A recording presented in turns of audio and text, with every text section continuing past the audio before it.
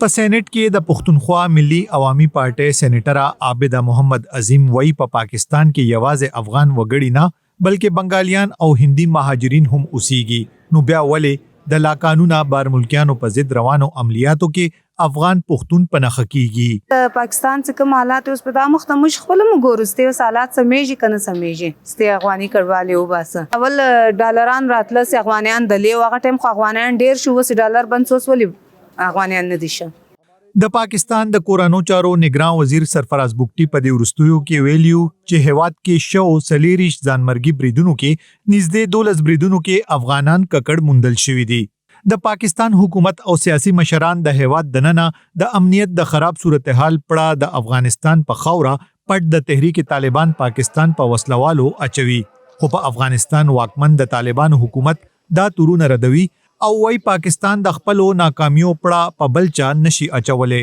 د افغان حکومت سم او د افغان عوام سره مشابه پیل دي چې د مشترک شین او مشکم خبره د غدي سر په خلاص کی نو ان شاء الله تعالی هلته شمول دی افغانستان شمول دی خپل ملک دی آباد کی. ورسپانا ایکسپریس ټریبیون لیکي چې د لا قانونا بار ملکیانو پر ضد د پاکستان ګامونو د اسلام آباد او کابل اړیکې په داو لګولې دي. ورسپانا د اعلی پاکستانی سرچینو د خلې لیکي چې د پاکستان د حکومت لخوا د لا قانونا بار ملکیانو پر ضد روان عملیات د ټي ټي پی وسلوالو د ستونزې سره تعلق نه لري. د نېشنل پارټي سېنیټر محمد اکرم وای پاکستان د افغان کډوالو خمل مستیا کړی دا خو دوی د پاکستان په اقتصاد یو بوج دی. خدا دریس سم نه دی چې افغانان د ترهګرۍ او د ناامنۍ ذمہوار دي. دهشتګردي پاکستان کې د ترهګرو د پیدا کېدو پرشا یو لوی تاریخ دی.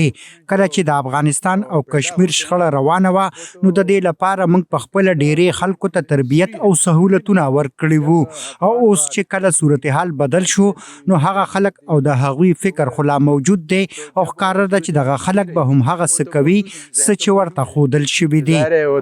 وہی کرتے ہیں جو ان کو ہم نے سکھایا. مطبوعات د پاکستان د چارواکو لکول لیکي چې سپتمبر د 19 نیټې نه تر اوسه پورې 1,40,000 افغان کډوال افغانستان ته ستانه شوي دي.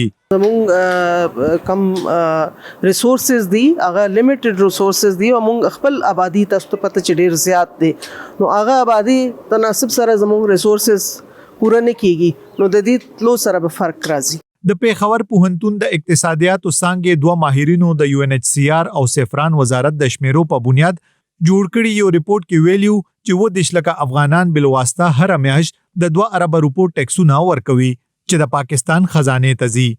وقار احمد، وایس اف امریکا، ډیوا، اسلام آباد.